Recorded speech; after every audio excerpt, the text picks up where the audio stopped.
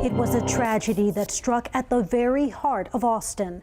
4 teenage girls murdered in a yogurt shop in 1991. Now, 28 years later, former KVUE reporter Dick Ellis returns to visit the families of the girls who still struggle with their loss.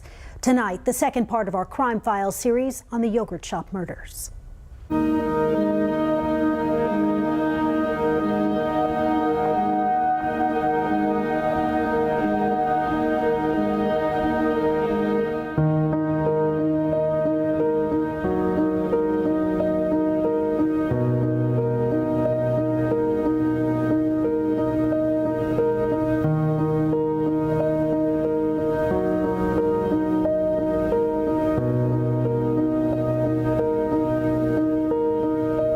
This was at a time when this didn't happen in Austin.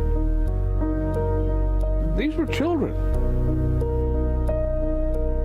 They were 17, 18, and 13. And what happened to them was just horrific.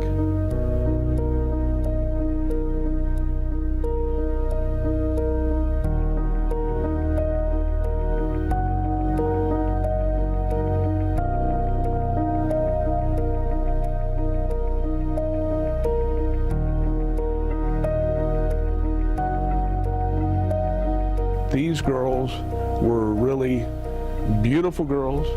They ran track and they were cheerleaders. They did all sorts of good, salt-of-the-earth type things, and they were wonderful. They were beautiful, and they're dead.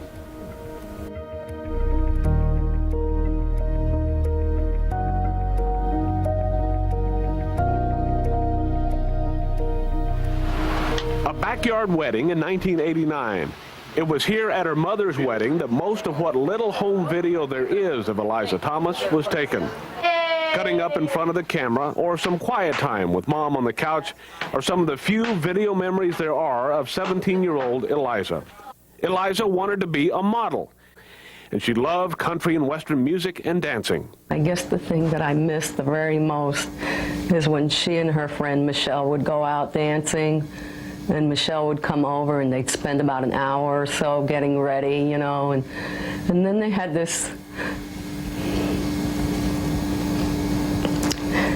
ritual of taking pictures of each other. They'd put their arms around each other and then hold the camera. One would hold the camera and click, and then the next one would do it.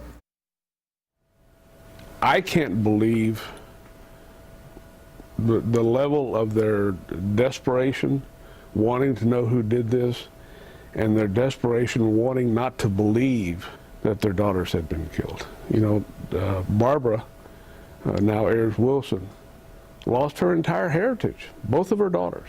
Oh, these balloons here are from Sarah's last birthday. Barbara and Frank Sarassi spend a lot of time in their daughters' rooms. The girls, close in age and the things they like to do, had their individual activities as well.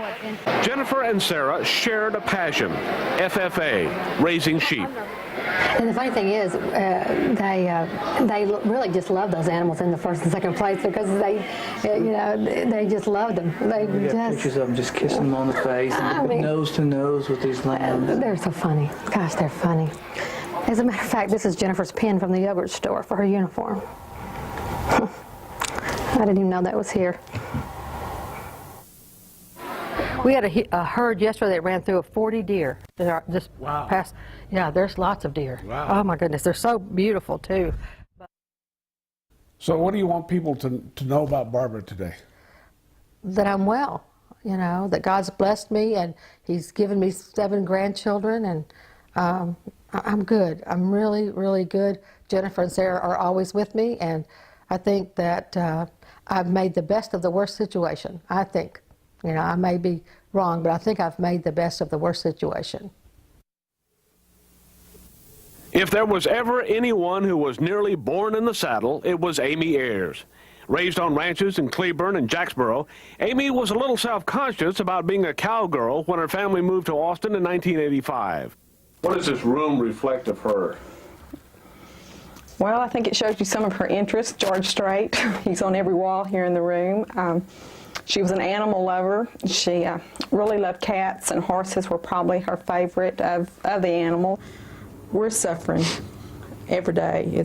And it's not getting any better. I hate to say, they tell me in time it will, but it's not any better today than it was the Saturday morning that they told me that it had happened. We're making it. It's not the life I would like to be living. There are happy moments, but they're sad ones. And just something you have to learn to live with.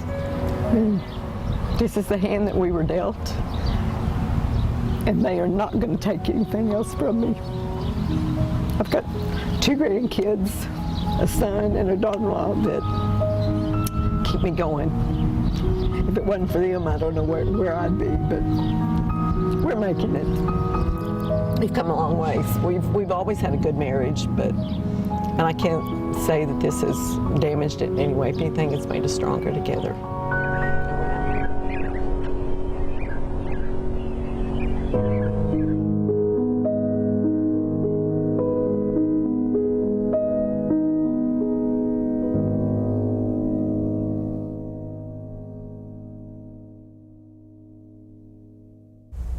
If you have any information about the yogurt shop murders, regardless of how insignificant you think it might be, here are some phone numbers you can call.